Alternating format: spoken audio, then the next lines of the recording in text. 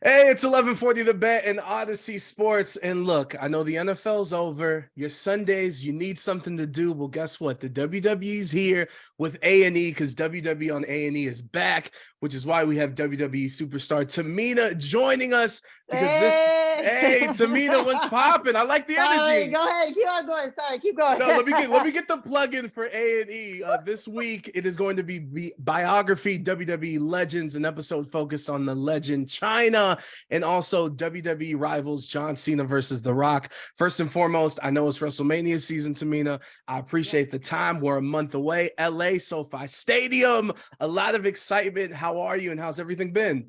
I'm good, Rod. I'm like very happy to be here today. Thank you for having me. No, 100%. And yo, I want to before we get into China, I want to ask a question for you, because in sports we're seeing it more and more now, like the second generation and the third generation athletes. But in wrestling, like this is a known thing, and I want to know for Right? you growing up, and following your family's history and the lineage, like how hard was it to navigate that pressure? And I mean, even to this day, I can imagine that you still have some of that, or do you? Yeah. You mean about the pressure of being a generational wrestler or Yeah, just or just like like trying to period? live up. Is it like living up to your family's expectations, or are you like past that? Yeah. Like, Well, you know how it is. If you were like this and like your daddy was like, hey, the greatest or whatever, then you had like cousins and aunts, and then you like goes all like this, and then you're kind of like, hey, I'm the first girl coming in as like facts. the family, and I'm gonna go and be a wrestler, guys, just like all of you. It's like, let me try to go and do when you had so many great ones, so many great ones. And I just want to say, and all of the Polynesian group of the families that have been in WWE. So you have to say, like, me coming as like the first girl of the whole family, of the clan, of everybody, that was a huge deal. But that's why for me, it was one of those, I want to make sure, damn sure, that I'm going to be a good example. Like I want to make damn sure that I'm going to make sure that I'm working hard and I'm busting my ass and I'm doing everything I need to do so that I'm not only letting down like myself, but my girls. I have a whole like The plethora of lineage family. is massive.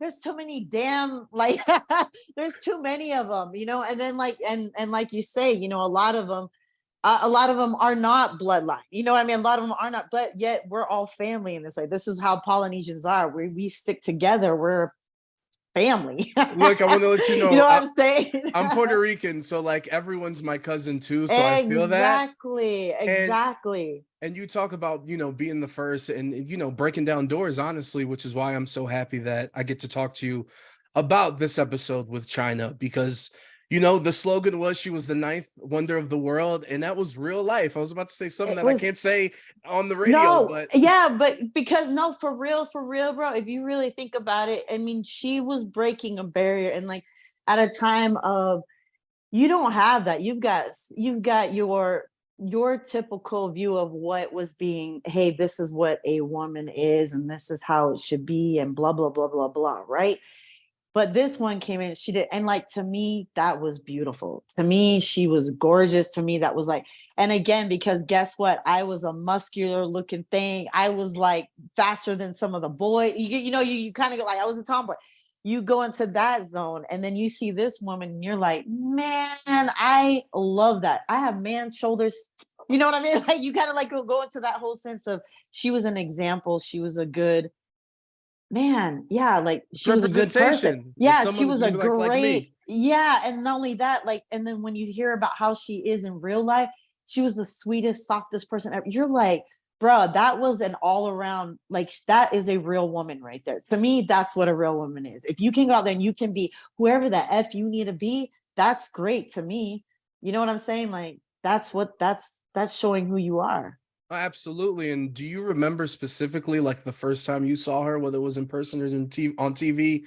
Was it You like a know what, huge bro? moment for you? Yeah, no, it was on TV, bro. Because I do remember. But again, at this time, I think, I mean, I was, yeah, I'm into my sports. I'm doing my stuff. I'm in, high school, junior high age at this point. But like, they were awesome. Like that. The great thing about her was, again, she was different looking. That's what I liked about it. I like different things, though. It's different for each person. A lot of criticism, I'm sure she got. But to me, as a superstar today, yeah, she was a huge deal. You can even ask back when I first debuted, some of the interviews I did. I said, yeah, I wish I could have wrestled China. That was like one of my first people I said. They're That's looking the at me dream like, match on oh, 2K. that's who That's you the wanted dream to match on wrestle? And I 2K. go, yes, that's who I wanted to wrestle with her. But like a lot of people thought that was like weird of me to say, but it's not, because to me at that time and seeing her, like, shoot, that was it, man. She was cool to me.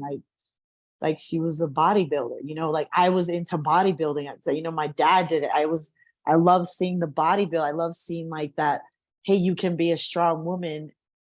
And to me, you're still beautiful. You get what I'm saying? Like that's Yeah. beautiful to me. So I don't know. No, it's 100%. It's like this is It why to didn't matter. me it's so important, and I'm so glad that this is getting, the proper due diligence and having this be out in the public in the world forever. And you bring up, some of the similarities between you guys body wise and, getting noticed in public. Like in the episode itself, I was lucky enough to see it. Like there was a moment where she shows up at Raw and as a fan, and people were like, hold up, who's this wrestler that we don't know? And why is she sitting in the crowd? Like for you, I'm sure even before you became a superstar, like in public, you got looks and stuff. Like who's this tall, this, that, and the third. Like, how was that like growing up, and even now? Like, do you just accept it and move on? Like, how does that work? I think, bro, because you can't say like nobody's perfect, right? This part I can say, like, no, I'm not a perfect person. So no, I'm not always gonna be like, hey, I was always confident and I was always this and I was always that. Like that's a lie, because that's not true. You're not always confident, you're not always secure with yourself. Because what's typical looking yeah, you get looked at sometimes in a different way. Sometimes it sucks. And sometimes you sometimes start to believe that sometimes, like, oh, well, you know what, maybe I'm not as but then there's that other part where you're like, no, F you, that's not who I am. This is who I am, and I don't care, and I'm going to go out there and do it.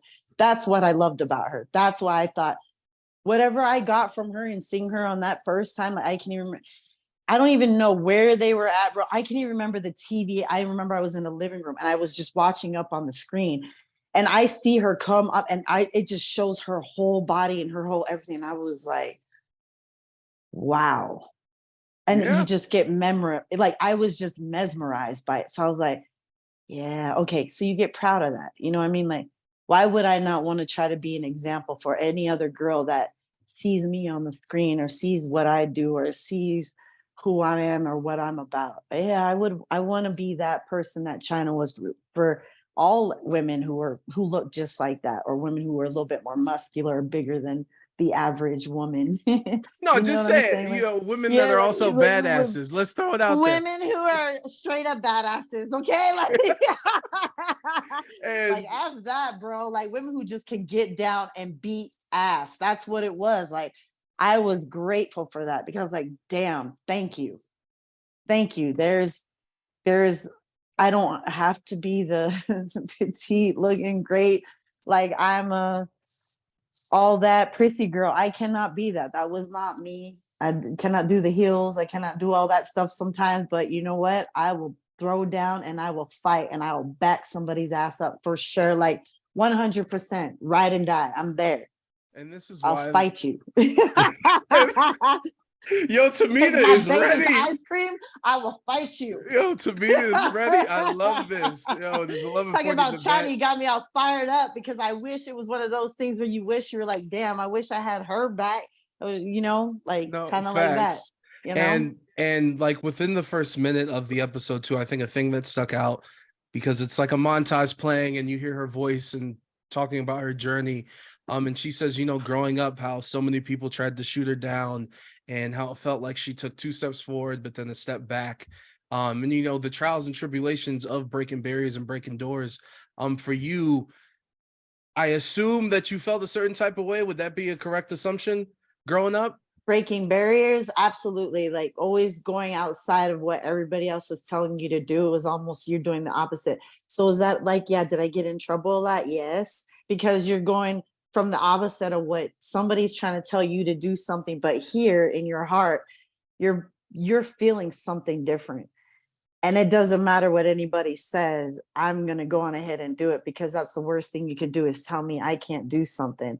Now, I would like to think that that's how, like for instance, her, like how you're saying there, she would take 2 steps forward. You know what I mean? It's like people are bringing 4 steps back or whatever it is. It's like you're trying to get ahead of your time when you're ahead of your time. Does that make sense? And it's That's deep. sometimes That's it's a deep. little That's bit true. harder, bro. No, it's deep, but it's true. And before we get you out of here, and thank you so much for the time, let's Yeah. touch on this WWE Rivals John Cena versus The Rock episode, which Yeah. to me, I was in college. What is it? WrestleMania 28 in Miami. I wasted all my Pell Grant to go down there for the weekend. I didn't spend it on rent. I didn't spend it on nothing. It was to get down to Miami. I was going Gotta to love school in those Pell Tampa. Grants. Yeah, shout out to the Hey. Pell Grant. So I got to ask you, because your family, a lot of this is family. Did you know The Rock was coming back to the WWE, or when did you know, or was it on Raw when it actually happened that you knew? No, I did not know. That boy is not. I would not. That's my thing. Is like, no, I'm not gonna know if things come. You are never gonna know what happens. You're always gonna be surprised. And for me, I have to say, I am a mark in that way for them. So like, I don't want to know. And even if I did know they were coming back, I would not want to know anything that was going on with nothing. I like to be surprised.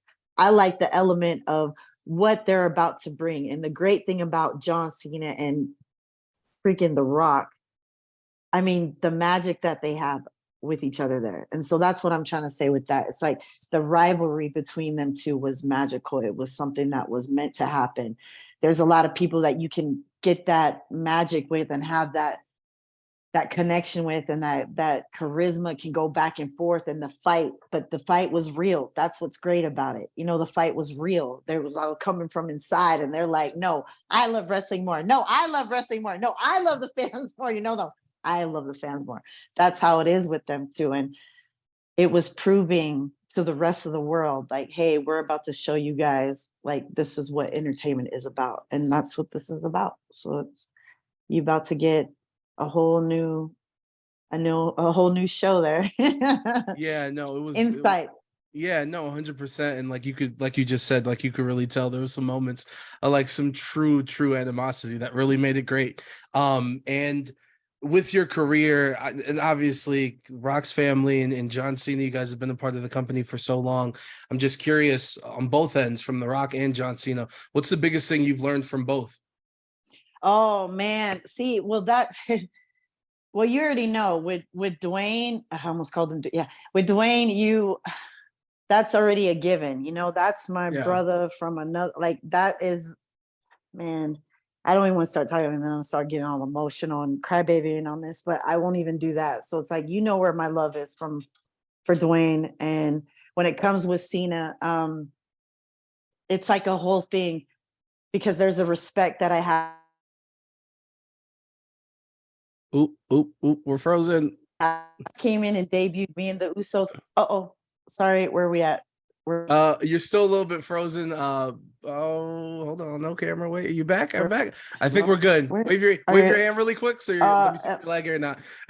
Okay, now we're back. In there. I see you like on 2 screens on my phone. Oh, there you are. Is it there? Okay. Yes. Shoot. If no, you're good. It froze at and this will be the last question too, I promise. Yeah, sorry. You said when you said, as soon as you said Cena, it froze out. Oh, so. Yeah. What was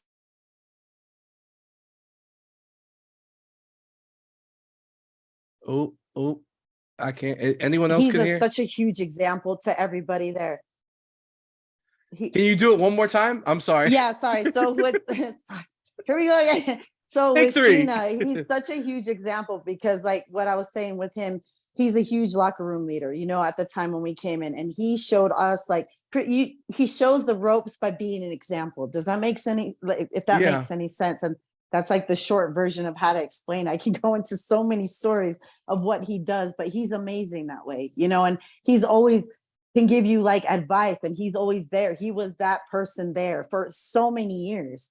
And this is why that fight is so good, because that's what he was trying to explain to The Rock. Like, listen, bruh, I've been here. I'm putting in the work. I'm here day in, day out, every weekend. I'm doing this. I'm doing that. Where the hell are you? You say you love everybody. You say you do all this, but you over there making, I don't know, whatever movies you're making, Scorpion King. You know, you go on this whole thing and you're like, okay, great. But now when he came back and Dwayne came with it and The Rock was just like, nah, bro, let me tell you something about love for what I know is wrestling. And that's where you start to get to, oh yeah, hell yeah, you preach it, bro, go ahead and preach it. But then when Cena comes back and says something, you're like, oh, yeah, go.